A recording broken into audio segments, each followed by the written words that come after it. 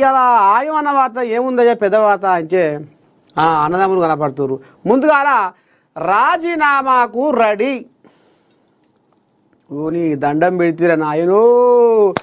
ఎనుకటికే BRS కేసీరావయ్య హయాంలా రాజీనామా చేసి 100 మందిని రప్పించుడు మునుగోడుకు. మొయ్యిర మూత మోగించినాకో రాదురి నీ దండం పెడితే 100 మంది అసలేరు కార్తీరా ముసలెద్దు లెంక అన్నట్టుగా బీఆర్ఎస్ కోళ్ళేగలు గోసులు ఎగజెక్కుంటా వచ్చే పాయే రాజగోపాల్ రెడ్డి గెలుస్తాడా ఏందిరో అని నెత్తికి చేతులు పెట్టుకొని చింతకాంతులు అయ్యి పరశాల పడ్డారు ఆనాడు.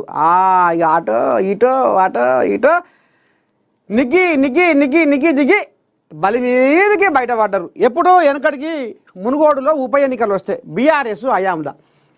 ఇప్పుడు మళ్ళా రాజీనామాకు రెడీ అంటుండు సారు. కడుపు చల్లకుండా మళ్ళీ ఏం చేస్తారు రో దేవుడా. మళ్ళా భూకంపం వస్తట్టే ఉందిరా రాయనో రాజకీయ భూకంపం.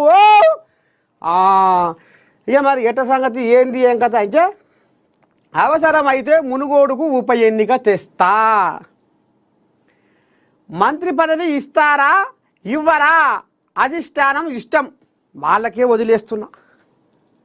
అధిష్టానం ఇక ఏమైనా చేయని ఎటనైనా చేయని, కానీ నేను మాత్రము వాటి కోసం అంటే పదవి కోసం కాళ్ళు పట్టుకునే నైజం నాది కాదు.